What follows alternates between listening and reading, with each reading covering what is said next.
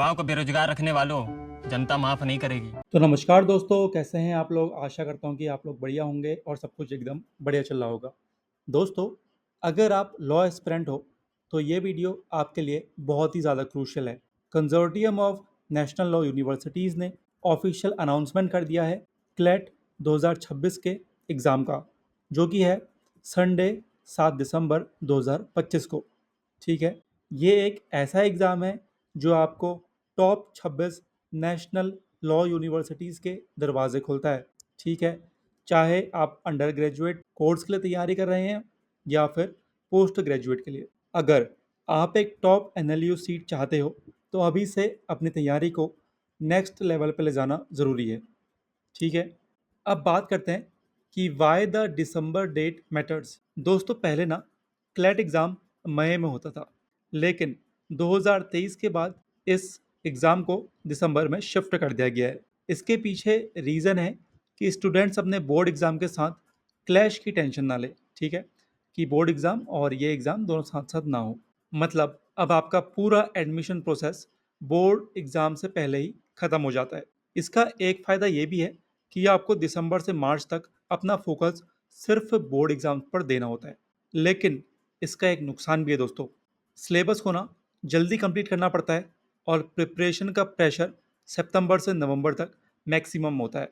इसलिए आपको अभी से एक स्ट्रक्चर्ड प्लान की ज़रूरत है। बात करते हैं एग्ज़ाम पैटर्न और स्टडी रूटीन की। चलिए अब समझते हैं एग्ज़ाम का स्ट्रक्चर। देखो, क्लैट 2026 में 120 क्वेश्चंस होंगे और आपको 120 मिनट का टाइम मिलेगा। ठीक है, मतलब 1 मिनट में एक क्वेश्चन सॉल्व करना होगा। अब यहाँ पे आपके सब्जेक्ट्स होंगे इंग्लिश लैंग्वेज, करंट अफेयर्स और GK, legal reasoning, logical reasoning और क्वांटिटेटिव टेक्निक्स। हर सेक्शन में आपको स्पीड और एक्यूरेसी दोनों मेंटेन करनी होगी। इसके लिए डेली रूटीन सेट करना बहुत ज़्यादा ज़रूरी है। अब एक एग्जाम्पल रूटीन मैं आपको देता हूँ। ठीक है, एग्जाम्पल रूटीन से पहले हम बात कर लेते हैं थोड़ा इसके सिलेबस की। ठीक है, थोड़ा इन डेप्थ। तो अगर बात करें इंग्लिश लैंग्वेज की, तो इंग्लिश लैंग्वेज में, ठीक है, you will be provided passages of about 450 words each. आपको पैसेजेस मिलेंगे 450 वर्ड्स के। ठीक है, these passages will be drive from contemporary और historical significant fiction and non fiction writing and would be of a standard that a 12th standard student may be able to read in about 5 to 7 minutes. ठीक है, आपको ऐसे passages दिए जाएंगे जिसको आप 5 से 7 मिनट में ईजिली रीड कर सकें। ठीक है, each, each passage will be followed by a series of questions that will require you to demonstrate your comprehension and language skills, including your abilities to read and comprehend the main point discussed in the passage, ठीक है, as well as any arguments and viewpoints discussed or set out in the passage. Draw inferences and conclusion based on a passage. Summarize the passage.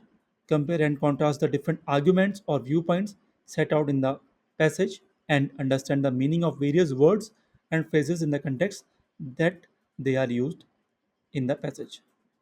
दोस्तों, overall आपको एक RC दिया जाएगा reading comprehension. उससे आपको questions drive किए जाएंगे। ठीक है, वो किसी भी जोनर्स हो सकते हैं, फिक्शन या फिर नॉन फिक्शन। आपको इसकी प्रैक्टिस करनी है और आपने अगर इसकी अच्छे से प्रैक्टिस कर ली तो आप एग्ज़ाम में इजीली अच्छा स्कोर कर लेंगे इस सेक्शन में। बात करें दोस्तों current affair including general knowledge की।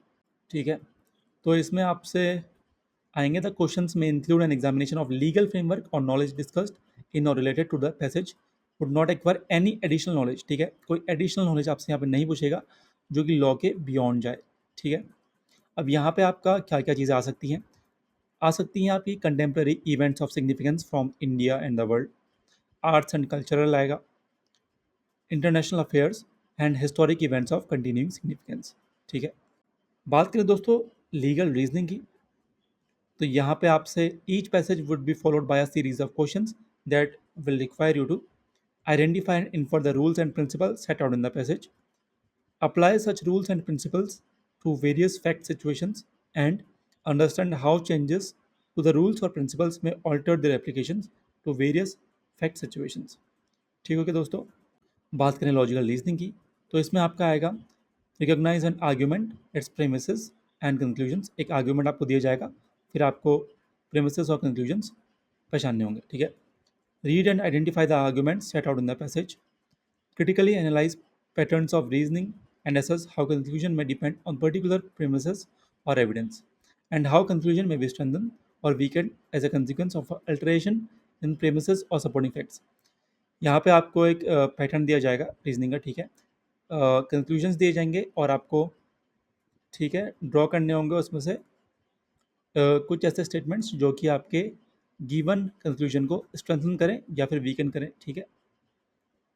ये आपको देखना पड़ेगा। Infer what follows from the passage and apply this influences to new situations. Passage दिया जाएगा, उसमें से आपको देखना पड़ेगा कि क्या अप्लाई करा इन्फ्लुएंस टू न्यू सिचुएशंस, ठीक है। ये दोस्तों जब आप लॉजिकल रीजनिंग के क्वेश्चन करेंगे तब आपको अच्छे से ज़्यादा समझ में आएगा, ठीक है।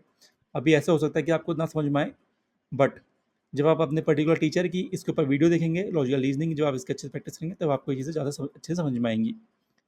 Draw relationships and analogies, identify contradictions and equivalence and assess the effectiveness of arguments, ठीक हो गया। क्वांट्स में देखें तो आपका क्वांटिटेटिव टेक्निक्स में तो आपका derive, infer and manipulate numerical information set out in such passages and apply various 10th standard mathematical operations on such information, including from areas such as ratio and proportions, basic algebra, mensuration and statistical estimation। तो main में ये कहना चाह रहा है कि आपके इस तरह के क्वेश्चन आएंगे जो कि 10th में आते थे, ratios and proportion, basic algebra, mensuration वगैरह, ठीक है। ओके दोस्तों, आ जाते हैं वापस टॉपिक पर। तो मैं आपको बता रहा था एक सजेस्टेड रूटीन जो मैंने आपके लिए बनाया है, ठीक है।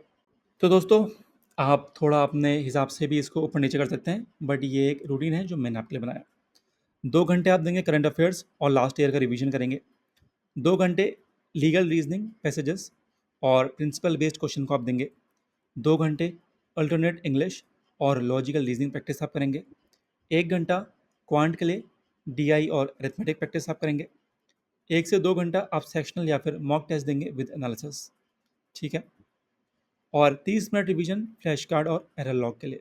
इस तरह के स्ट्रक्चर फॉलो करोगे तो आप हर दिन बैलेंस प्रिपरेशन कर पाओगे। देखो दोस्तों, क्वांट्स में आपकी डीआई भी स्कोरिंग होती है, तो डीआई को हम यहाँ पे इग्नोर नहीं कर सकते। डीआई की आपको अच्छे से प्रैक्टिस करनी है, ठीक है। अब बात करें दोस्तों 80 डे प्रिपरेशन कैलेंडर की, तो फेज़ 1 हमारा होगा बेस बिल्डिंग। सबसे पहले अपनी फाउंडेशन को हम स्ट्रॉन्ग करेंगे, डेली नोट्स और फॉर्मूलाइज को रिवाइज करेंगे, ठीक है। ये दोस्तों आपका लास्ट तक चलेगा। जो ये डेली नोट्स और फॉर्मूलाज है ना, ये लास्ट तक हमें रिवाइज करना है।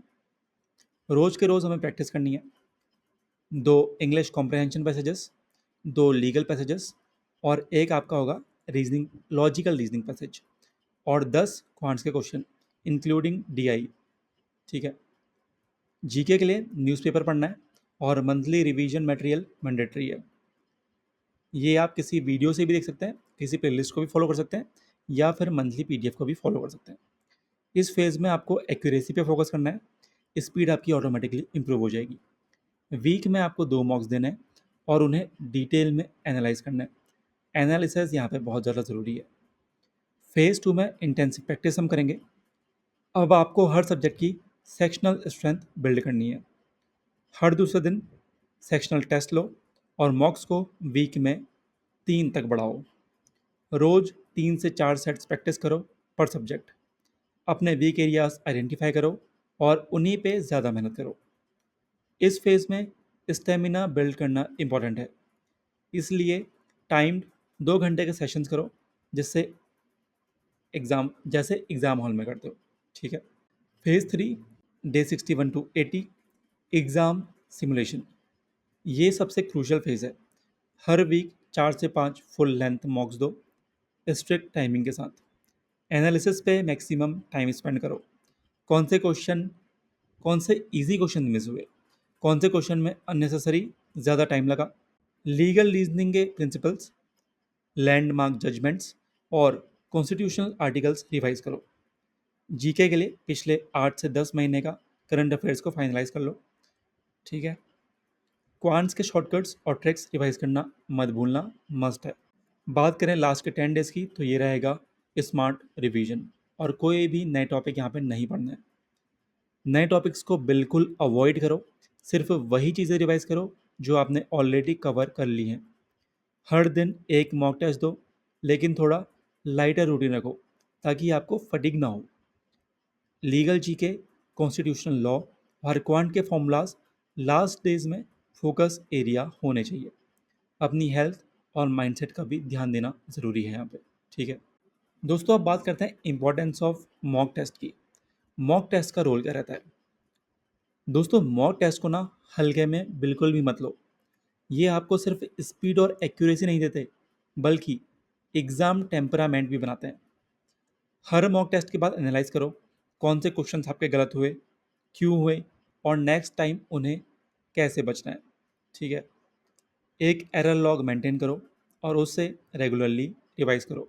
टॉप क्लैट टॉपर्स का ना एक ही सीक्रेट है, मॉक्स, एनालिसिस और इम्प्रूवमेंट।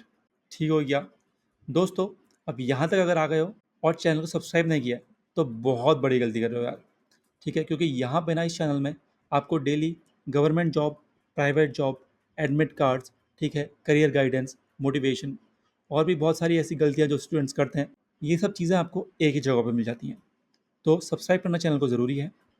आगे भी आपके ऐसी वीडियो आते रहेंगी।